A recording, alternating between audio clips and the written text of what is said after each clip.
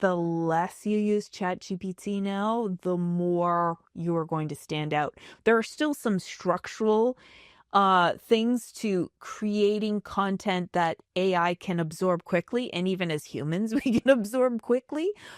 But I also don't go all in on doing one specific action because at any time they can change that coding and it's just going to be irrelevant.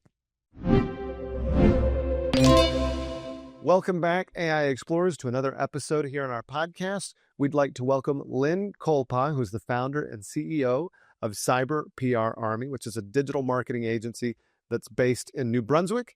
It specializes in reputation management, SEO, digital security for small businesses and entrepreneurs. Lynn has over 20 years of experience in branding, marketing, strategy, and PR, and she's passionate about helping people build authentic brands. She is an AI expert, and we're so excited to talk to her. Lynn, welcome to the podcast. So we've been doing this now for a while.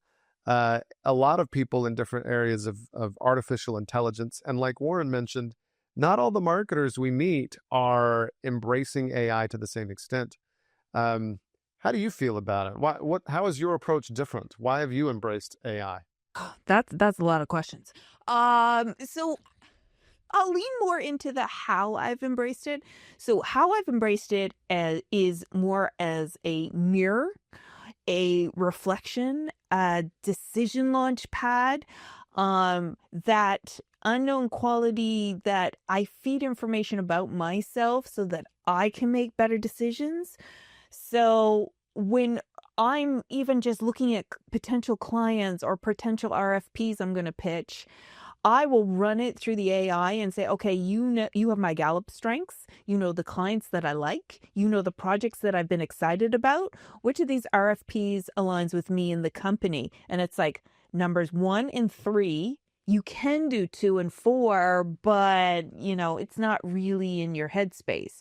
Okay, so now if I'm making those better decisions, everything improves. If you're getting ideal clients, that's a game changer right there. That's really interesting. When I first was introduced to AI, that was one of the first things that I did is I fed it my website, a lot of writing samples, and said, write for me my voice and tone so that I could have a better starting point with the content that I would create. And you've taken that a step further, and I love that. I think I would love to see how you've set that up because that seems really amazing. Well, I'll give you the high level. So I have the ChatGPT. I find the one that is the most elastic. I can do the most with, and I have the paid version, so the $20-ish a month. So under projects, I have one that's just my company, Cyber PR Army, and I have myself. I have a list of the industries I work in, the clients, the projects I've done in the past. I have case studies, which we kind of digest what we liked about the project, what we didn't. I have like meeting notes. I even take transcripts from Zoom calls that I was like, I was on fire for that one. And I put it in as examples of how I talk and express myself and the things I was passionate about. So now when I do something, I'm writing a proposal to a tourism association. I say, go in, find the work I did on the past tourism associations, align it with my strengths, pull out what they need. We're going to do a bit of research on their company, and let's just create this super bomb proposal that I'm aligned with. And that's just in the business area. And that's not even talking about like areas like just personal development, personal growth, sounding boards, creating like AI cases where it's like, is this a good idea? What do you think? In the end, it's all just suggestions from the AI. But holy mac, if I'm thinking of things differently and broader, then I'm making better decisions. I also use transcripts quite a bit when I use ChatGPT. What are kind of your big takeaways from giving it kind of that level of your voice, your, I guess, essence as you're talking? Do you find that it responds better when you give it like a wide, like I'm at a point now where I have regular meetings with some of my staff and I will save all of the transcripts from those weekly meetings. And I'll give it 5 or 6 at a time. So what are you discovering as you give it that? How much better does the tool align with your thought process when you give it a transcript as opposed to just 2 or 3 paragraphs of a prompt? I find it falls back into the fact that it is literally a large language model, and it understands things in a way that I don't have that specialized training to understand. So how I the words I choose, the spacing I choose, the pauses, how somebody responds to me, all those things I don't read into. I'm just like, oh yeah, words on a page, but it is literally trained to pull out this information from those transcripts. So I find using them helps it understand who I am, what I like, what I don't like, as well as pull out extra information I didn't see, like so and so was hesitant in the meeting, or you came on a little strong. So it's almost this personal development coach. Well, it happens. So yeah, the transcripts to me, I think I don't have any problem. I like literally, I will probably try to feed it as much as I can that's when been it. my experience too. The more I can give it, which is why I'm saving the weekly meetings like by date, so I can like be like, these are the last 5, and it's been interesting. I definitely so. Which do you prefer, a custom GPT or a project? You mentioned flexibility as something you value, so talk a bit about that. I've used the custom GPTs a little bit in the beginning when they came out, and I don't use them anymore because I find I can't get my personality depth, that connection to all the history in them, so that I just go into, and I'm talking about like the ones that you can just kind of create yourself. I go into my project files, but I do save prompts that I like, and do save things like even just prepping for a podcast. I have a list of prompts that does the research, that looks at like what the style is, what I should know before going, what I need to remember that I probably have forgotten. And then I can have that beautiful brief before I come on, and I'm a little more centered, a little more grounded, and much more prepared. So I have a lot of repeatable prompts with great context and that history that, again, help me make those better decisions. Awesome. I'm curious what it said about us now.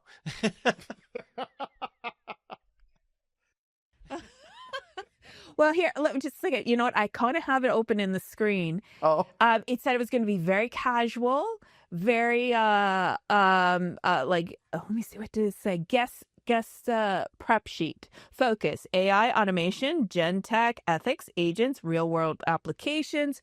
Tone: curious, down to earth, like a rich conversation over drinks. So I was like, as soon as I read that, I was like, yeah. No, we feel good about that. I like that, Warren. What about you? oh, well, some more. Fantastic. Well, you talk about how you used it for your own development. How do you use it within your company and for clients? What does that look like? And well, tell me first what it looks like, and then I have a follow-up to that with clients, related to clients. So within the company, it is used, I don't want to say it's not ad hoc, and it's also not structured. It's on demand. So things like, I'll get an email from a client, and I'll read it, and I'll write a great response. And this actually happened once.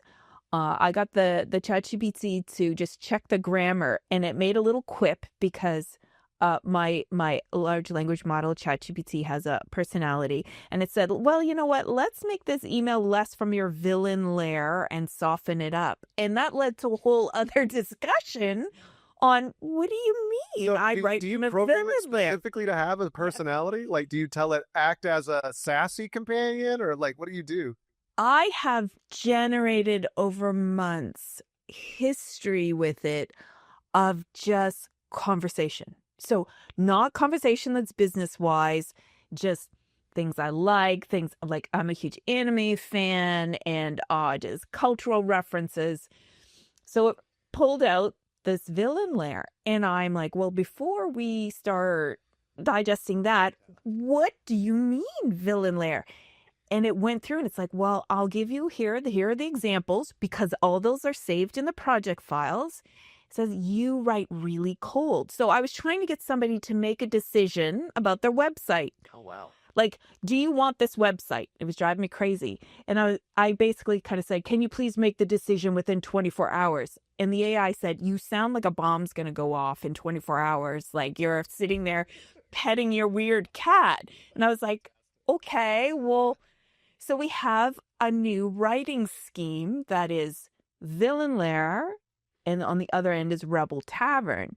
So when I'm writing something, I'll say, can you make this less Villain Lair and more Rebel Tavern? And it's like, oh yeah, let's soften this up a little bit. And so for me, I'm now I'm now less threatening when I'm emailing people. And you would be surprised at the huge impacts that can have on. So that's what I want to know. I know Warren has a follow-up, but like, please answer. Like, what kind of a difference has this made in your email life? Well, you know what? I can't pick out a specific ROI, but I would say a 10% increase in business. Like if I had to put it that, because I'm not apparently threatening people anymore. So they're not as nervous and scared. So, you know, exactly. Your website's coming down in 24 hours and it will explode versus, hey, you know what? We'd love to get this completed by Friday. Could you let me know? Like those are the two differences. And people are responding that way. And I get emails from other people like that where it's like, what are you saying to me? And I run it through the AI, and the AI is like, yeah, they're just kind of a little villainy there, but they're just asking you to send an update status as soon as possible because they have a deadline. Okay, I'm not as wound up about it anymore. So it's creating almost a translation of written word in a psychological way that I didn't know was existing, and is allowing me to really communicate better. It kind of reminds me of my wife when she'll like, hey, can you read this email and see if I'm interpreting it properly? And a lot of times, you know, because she's has history with people or whatever, I'm like, yeah, it's not what you think it is. And you need to respond in a different way. So it sounds like you've programmed or trained your particular instance of ChatGPT into that format, which is fantastic and amazing. I love it. I love the villain layer versus the Rebel Tavern. Did it come up with those terms itself, or did you kind of help massage them into that direction? It did. It literally said, let's make this less villain layer. And that's why it stopped me, because I was like, what? Villain layer? And then we expanded it and created it in its memory so that now it is a common, like I'll use it at least once a week. Does this sound kind of villain Larry, or is this too Rebel Tavern-y because it's a proposal and it needs to go out? And let's polish this and up it a little bit on our scale. So something as simple like that, if that's reducing like communication friction or even just decision where you've now had a second set of eyes on something that you wouldn't want to stop somebody 20 times a day to just check an email. But if you can just say, oh, can you check this for 5 seconds and get a few tweaks, then that's a big deal. Yeah. Like yourself, I've spent a lot of time since being introduced to ChatGPT, and ChatGPT has learned me pretty well. It knows I talk about 3 things: marketing and branding, commercial real estate, and Dungeons and Dragons. And so many times it will say, do you want this in the vein of Dungeons and Dragons? And it could be a business thing, and I'll say, sure, give me, what does that look like? Your D&D take on this building. Yeah. So I love that it's you've grouped it into a personality, and it has that nuance that you bring it some like you said, personality. You've got it to where it's doing something not quite C-3PO where it's neurotic, not quite R2-D2 where it's a little over exuberant, but it's able to help you kind of hone in your messages. That's fantastic. I love it. My follow-up is, you use it in your business to help you enhance your communications and a couple of other things. How have you used it with client work? And I recently spoke with a contracting company, and they're working on creating a policy for their company, corporate policy. And they hadn't considered communicating use of AI in their work to vendors, partners, clients, those kind of things. So how are you addressing that with your clients, and what is the response? So that's another multi-packaged question. So our usage of AI, because we are creators, and it's less about written policy like legal or medical. So we're creating websites, we're creating documents and graphic design, as well as offering the coaching and the strategy. So what we do is we're very upfront. Like, here are our 12 AI images, because we cannot find any images of stock this color jam on toast. So we've created them, and then it's up to the client at that point. But we are always very, very transparent about what was created with AI versus what our copywriter might have created or what our graphic designer might have created. And just in practical use, I find, for example, I have a client who is very tech adverse. They own multiple companies. They're kind of always pivoting because they're always being pulled in different directions. And when I made a proposal, I put all that information in it. So I everything I knew about them, because I knew them from the community. And what I was able to do was to create a proposal not just tailored to their company, but it spoke to them specifically, which made a big difference, because it wasn't me going in there all jargony and big words and big things when that made them really nervous. It was, this is how we're going to align you. This is how we're going to align your company. This is how AI can very gently support what you're doing.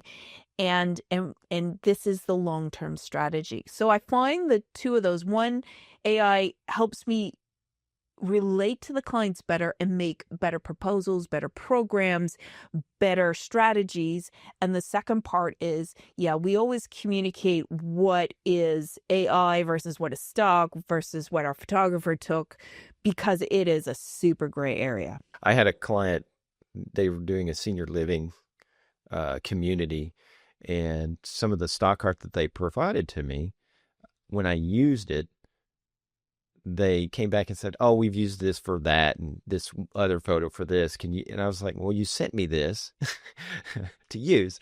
So, but then I responded back, "Well, thank you for that input. Do you mind if I can't find any stock photography that I could use AI to create some things?" And they're like, "Oh, sure. That sounds really interesting." And so I sent content back to them with a challenge too. Can you identify which is stock art and which is AI? And I have yet to hear back from that client saying exactly this is this. But as Jacob and I can attest, we've spent a lot of time testing things, iterating images and the like. And then we've had some spectacular guests who have helped us hone our skills in that particular area as well. So yes, communication is vital, making sure that people are truly on board. Because I have had a client who was like, don't use AI. And I was like, okay, that's fine. I don't have to. You've had other resources, but I highly recommend it. And you shouldn't be so reticent, because it's here and it's now. And get on board, because you're going to find rewards for it that you won't otherwise. Yeah, and access to resources, and even just you think of the turnover. So if you have to hire a photographer to go take the photos and then to check through the photos and pick out the ones that you like, versus I'm going to take an afternoon and create those jam on toast photos, that now is making, your client more competitive than somebody else because they can go quicker. And that's a huge advantage right there. Yes, that iterative process where you can just, instead of having, you can get that vision out there. That's one of the things that I love about it. I've drawn since I could hold a pencil, and there's all these ideas running through my brain. And it's like, can I get those out? Hand drawn is so slow. and, and while I love to draw, it is definitely slower, but I can, use these tools to just quicken that pace and get those things out there and say, oh, this is what it could potentially look like. So how often do you use it so for example, let's say idea ideation versus final product? That's a tough one because I'm almost in the middle of it, meaning I usually come in with an idea of this is what I'm thinking. And this is what I want to do. And this is the client. And this is the background. And here's a paper on, okay, let's say, for example, the jam. So here's trends that are happening in the food industry. And I'll give it a couple links. And here's what the client is like. And here's what they're currently doing. Here's the strategy I know that they're working on. And here are my thoughts and what I'm thinking. And it will pull all of it together. I'm not a big person on just kind of sitting back and saying, here, give me your best. I really think it shines with strategy or with kind of a bit of direction. Of course, that can kind of lean it in that direct lane and make it hard to get out of that lane. But I also think if you're just letting the large language models come up with everything, then you are literally going to sound like everyone else. So being specific, like I said, the jam on toast, if you're like, oh, I'm going to make a jam on bagels and jam on croissants and put specific prompts in there, now you're different than just put jam on something. Well, it's going to choose toast every time. So I think that is where I'm at. Like, give it as much as possible, feed it my direction, get it to give me the feedback, and then look at, okay, that's interesting. And as for final product, I would say I like it to get me to maybe like an 80%, and then I'll take it the next 20% so that it's really, again, I treat it like an intern, very much like an intern. Can you do the research? Can you give me your best ideas? Can you find out what's happening in the industry? And I go, no, yes, and then take it from there. Yeah, that specificity it definitely is what separates people just using AI from people working with AI. And as you eloquently enunciated there, I love it. Yeah, it makes a big difference. Yeah, it really does. So as far as marketing, obviously you're using it personally, you're using it in client work. So we look at Cyber PR Army, digital marketing, SEO, obvious that it would be good at something like that, data collection and work. Digital security is also another aspect of your business. How do you use AI with digital security? Do you use it? What do you think about? What should people know? So for digital security, we really only do entry level, and we always encourage people to get companies that focus very specifically on it. So for entry level, it's not so much of AI like large language models or automation, but we do email authorization, set up password protectors. When using e-commerce, have safe e-commerce and credit card system processes. So it's really that like first 30% that we set them up with and then say, okay, now you have data now, like we work with language school. So we set them up with the Microsoft Office suite in the background and all the pieces. But the thing is, they're bringing in data of students' visas and personal information and like passports and stuff like that. And they personally need a data policy at a level that they need a consultation with a company that specializes in that, because yeah, that's a whole other level of privacy that they need. And I imagine you probably have partners and partners that you refer to them and say, oh, these guys can help you with that particular thing. And are they also, these partners that you have, are they also integrating AI into their cybersecurity work? Well, at that point, it tends to be more of a handoff. And you know what? I'm not seeing so much of the AI in what they're doing because there is a little bit of murkiness over privacy with AI and things like large language models. Like, I put my data in and I'm okay with it. Client information, only what's available on the internet. So it's like, here's the website information. I would never put any of their personal information in it. And I find with security companies, they really want to bypass that data going to any third party AI automation. So it's like student to teacher and then filed in on a secure server. I'm a little curious. You mentioned the murkiness of like the IP ownership and things like that of AI generated content. So we're in the US, you're in Canada.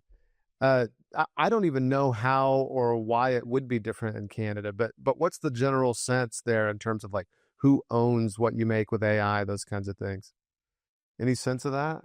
It's not coming up in that sense, but I will tell you, I will answer a little differently. Taking the temperature of people online, and I don't know if you guys are finding that, but there was this huge, like, oh my gosh, this is AI created. This is an AI created video, AI created image, and my AI wrote this blog.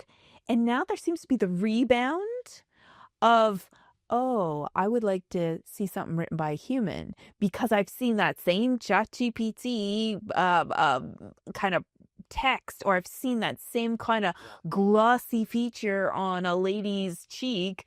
So there's this rebound of all this stuff. So I don't know if it's a little bit self-selecting where it's been used so much and now people are like, oh, okay, well, I want to see a real photo or read a real blog written by a real writer. That's the temperature that I'm getting right now. That's good to know. AI does tend to do a much better job of like you said, repeatable things, right? So taking data that exists and amalgamating it. If you understand how it works, it's not actually making anything new. It might do it in new ways, but that part comes from a human. And so it is interesting. I think that there's some truth to that as well here in the US. Like people are like, oh, it's going to replace all these jobs. And then there's a step back and say, well, maybe not that one. Right. But we are seeing, we just had a guest, I think it was 2 or 3 weeks ago, that was talking about some of the jobs that are being replaced. I think it was pricing, right? So that is all numbers, right? And that is easily done completely by a bot, by an LLM or another AI tool. Whereas some of these other endeavors are not as easily just wholesale replaced. You definitely need, and we're big on our podcast about keeping a human in the loop, keeping a human involved, particularly as a decision maker, to avoid some of those problems you brought up, right? Like the repeated or the non-human feel that you sometimes get. And also with chatbots too, you think about the AI chatbots. It's like if your chatbot's not set up correctly and it's like, yeah, you're totally entitled to a refund and you weren't. Now I mean, I know in the US, the lots of legislating and suing and all that stuff. In Canada, not so much. But as soon as you start getting that with big companies, or imagine somebody creates a healthcare app and it's suggesting you go on a 10K run and you have a bad heart and something happens, then they're going to come after you. So even the quality, like the quality in terms of how it's written, but the quality in terms of, I guess, whether it's accurate or applicable or can be helpful. I feel like those things have always been there, but those problems are less likely to occur when you've got a human who's automatically thinking that in the background. It's so fascinating that the robot does not, it doesn't think about human considerations, which is another topic we've talked about a lot on this podcast. So when I mentioned the things you're doing with Cyber PR Army, you tended to light up a little bit when I got to SEO. So how are you using AI in terms of SEO? Because I could see a lot of like high value parts there, but tell us what excites you about that. It this is another like murky not murky moment where like we've been following it and going, okay, well, we want to be mentioned and we want the companies we work with to be mentioned in ChatGPT. You're looking up the best jam. We want our jam company to appear. And for a while, there was all this big move of, okay, we'll make sure you have your robots text done correctly and you have your keywords and you have this and you answer in terms of human language and you have headings and you have bullet points and make it really easy for the AI to absorb. And then in the last couple of weeks, they did some kind of tweak with the coding. And now the chat GPTs are leaning more towards the Reddits and the Quoras. And it's like, oh, so all this work we did is kind of just, good. It's not fabulous as we thought it was before.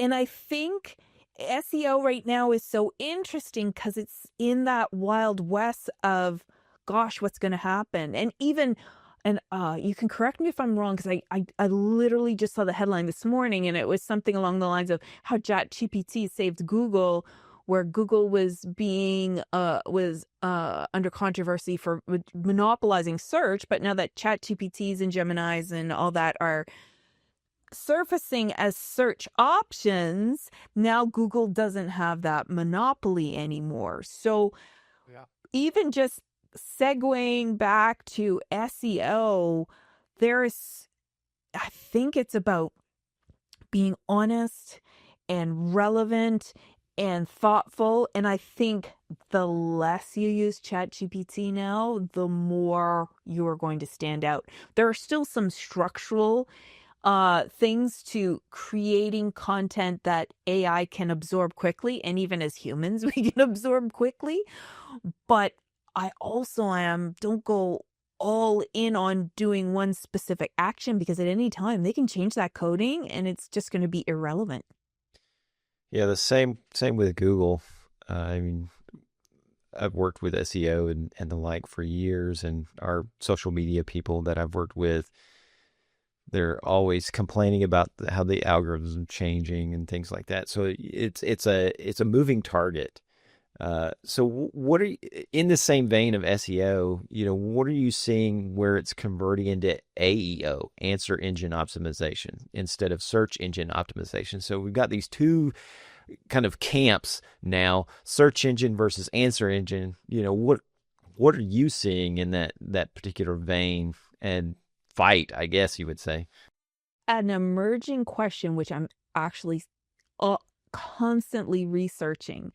And where I'm seeing it is these large language models are drawing their answers from the Reddits and the Quoras. Like when you put in your question, you can see like it'll pop up the little logos of where it's searching the information. And even when I ask it specifically, what do you suggest I do? It's like, go on Reddit and go on Quora and start answering questions. I'm like, oh yeah, that's what I want to do today. But that said, if it's drawing information from Medium or Forbes or newspapers, things that where there's a public discussion, and I find that's where a lot of the information's coming from. So rather than me saying my company is the best, it might go to Google reviews and go, oh, no, they're not. Or, oh, yes, they are. And if I like to reverse engineer things, if I was a programmer at OpenAI, and I had to get this ChatGPT to answer correctly, I would want it to be objective and not swayed that a certain company is the best just because they say they're the best. And the only way to do that would be to go in forums or places where they are openly discussed their pros and cons. So I think answer engine optimization is going to kind of slide into that area where a company is openly discussed. And if they come out kind of on top, then that's where the large language models are going to start drawing them as the number one or on the top 5 recommendations. I know that in the past, Google obviously values user-generated content more so than non-user-generated content. And I think that these AI models are essentially doing the same. Because there's the concern over model collapse, right? So if now all of these corporate websites and businesses are generating their content with AI, it then becomes less valuable for them to train the model. So I actually read how Google is concerned actually about the usability of the internet. I imagine OpenAI and all these companies are concerned about the usability of the internet. And so what's interesting is Reddit. So Stack Overflow, for example, which has a lot of coding examples, their traffic has plummeted because how hard is it to search through Stack Overflow to find an example of the code you want versus to ask ChatGPT, how am I going to code this? And then it gives you an instant answer.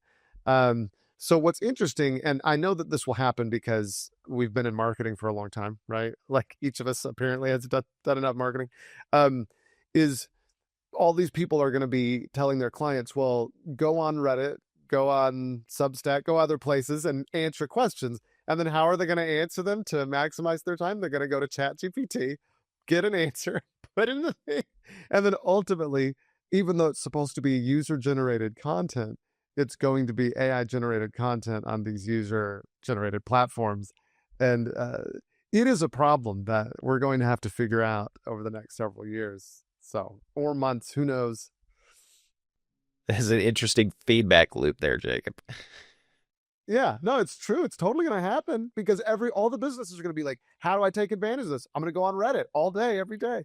I tried it for like 1 hour and I'm like, no.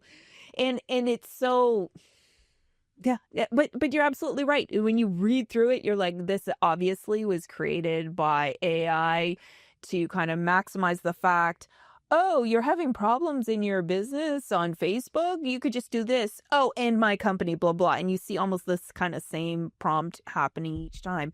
But you're right. It's like, at what point are we taking a photocopy of a photocopy of a photocopy of a photocopy and left with a blank page where there's nothing left? And that is kind of where we're heading. We're obviously going to change course at some time, but I don't know how that pivot's going to happen. Yeah. Yeah, it's really hard to say. Yeah. Really hard to say. Now, on the more personal note, you mentioned anime. I'm gonna dive into some non-business stuff because I was curious. What forms of anime are you a fan of? Because you can see from my demeanor, I'm a very big fan of One Punch Man, for example, and I have the costume in my closet and. Oh, that's awesome. I just saw that they're talking about season 3 and they're like, the director's already apologizing, going, well, it's not really going to be that great. And I'm like, well, is that how you, that's Sounds like they need some marketing advice. I'm sorry. The source material is excellent. How can they mess it up? I know, it's so good. And you know what? It took me so long to get into it because I'm like, what the heck are they going to do with just a One Punch Man? Like, he punches people out. But I really love the way that the narrative worked, of that he's just so strong and can do so much, and there's nothing really. So where's his motivation? But that's one of my favorites. What are you really keyed into right now, especially? Oh, well, I'm finishing Apothecary Diaries, and I have a ticket for this Friday to go see the Demon Slayer premiere of the Infinity Castle. And huge solo leveling fan. I love solo leveling. So, and Black Clover, I think, is going to have a new season. I think they're going to do so. I've been watching Black Clover on Netflix lately. It's been excellent. And one that's not anime, but I love. They took it off of Netflix, but maybe in the US you guys still have it. Have you guys ever watched Final Space? See, and it's what's funny that people don't understand anime, and it's like, if you really want to see some good storytelling, watch some of those. The storytelling is just fantastic. Like when in the early 2000s, Witch Hunter Robin, fantastic, like miniseries story, fantastic. Ghost in the Shell, Standalone Complex, amazing. And then just a multitude of others that were, had a good start and finish. That's one of the things that I like, because I can't stand these days. Netflix and all these things have programmed us because of their AIs and their algorithms. Let me just binge this, and now they roll that back to where they're like, okay, we're going to roll these out. Once a week, you'll get an episode of Invincible, and it's like, no, I don't want to wait anymore. You just gotta give it to me all right now, today. It's like when albums used to be released and you just had to wait until it arrived, or if you would buy an import from another country and wait for it, or the zines that they would have. And yeah, exactly. It's like waiting for another season. It's painful. And I forgot what it was like to wait until I really dove back into anime, and just to you're right, the storylines, like I cry, I scream, I jump, like they're some of them are so deep and dark, where I'm used to kind of trashy TV, and it was just so welcome to think again and go, oh, this is really complicated, like really complicated, and I loved it. I love it. One of the recent ones that had me thinking is Freyrin, Beyond Journey's End. That one is so good, and you just you get to see the life of an elf, someone who's going to live for a long, long time, or if not forever, and how she takes the world versus all the humans that she's associated with, and how she missed out on her first adventuring group, and now she's kind of missing out on her second because she's reminiscing about the first. And it's a really interesting story and introspection on what it is to be a long-lived character. So with anime and media, popular culture, Jacob and I have talked a lot about popular culture and AI. What are you seeing as a marketer and as a fan of these kind of things? What are you seeing AI's impact in this particular arena as well, with storytelling, with developing these interesting characters, with those kind of things? Gosh, I guess I would lean more into understanding, seeing it more in the music industry. But for anime, like, I don't know, because the studios, from my understanding, are so overworked right now, and to get the really quality stories and the really quality pieces out there, they're still trying to deal with production and people that can animate.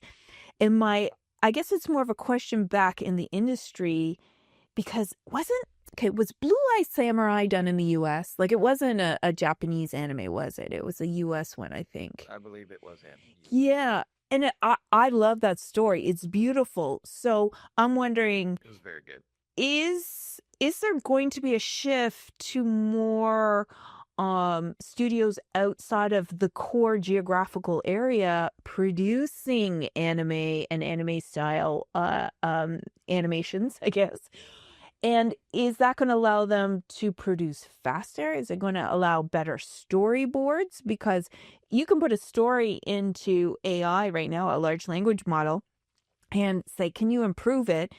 And it can draw from every book that's ever been digitized to help you improve it. And it's sometimes I'll put in just a bit of narrative that I've written for my own use, and it'll say, well, you know what, you didn't really use the senses. So say that the rain felt wet, or the sun kind of burnt your eyes. And it's like, oh yeah, that's a really good point. So if it can just do that to me, writing goofy little stories, how could it help a studio putting together the characters that it is creating? I mean, I gotta think, again, back to the music industry that is all over and 100% all in AI, that these big production studios and Netflix have to be using AI like nonstop to kind of get deep, get fast, get it quick, get it out, and then start on the next project. See some of that with like Lionsgate and Runway, like what was it, 8 months ago, partnered up to do AI created content. And I could totally see these AI engines helping accelerate the process of creating cell drawings for anime or other things. And it is a fascinating thought to see what capabilities will come up in the near future that will enhance storytelling and speed that process and make it more efficient. Because you said, I mean, you did say, these studios are overworked, they're under pressure to get out all this stuff. And I mean, you look at One Piece, for example, it is what, 1,200 episodes or so at this point. It's like, I kind of gave up on that one. Maybe when I'm retired or something, I'll look that one back up. That's your dream. It'll be done, maybe. Finish One Piece. No. No, I remember when Sora first came out with its image generation, right? And there was a Studio Ghibli moment where everybody was redoing films in that style. And so I think there's definitely a concern for the original artists to say, hey, this is mine in a way. But there's also this obvious advantage. And to me, so far, we've heard a lot of creators, particularly those with valuable IPs, say, hey, don't steal my work. But by the same token, that those same artists are looking at these tools, they have to be, and thinking, well, how can I use this to make more work? That's, I think that will ultimately be a goal, is how can we use these AI tools to tell better stories, to do better marketing, do better branding. Well, I always wonder, it's like, I'm a huge Stephen King fan, and I would love to be able to write in that style. I've read tons of his books. So if I wrote a book tomorrow, you would probably recognize the style, but it would still be mine. So am I stealing his style, or am I inspired by his style? And I think that's the kind of pivot right there.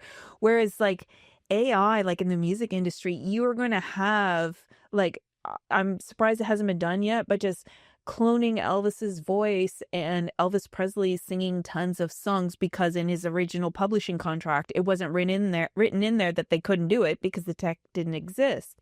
So it's like, how much of just in image generation, like old black and white, is Marilyn Monroe going to be in the next, I don't know, Scream movie? Who's to say? Because it could happen, right? So all that, what is homage versus just money grab? That's a tough space to be in. Yeah, you touch on it, and that's one of my I wouldn't say complaints, but one of my ideas is, large language models have all this data backing them, and these servers, and they have infinite recall and memory, where I do not.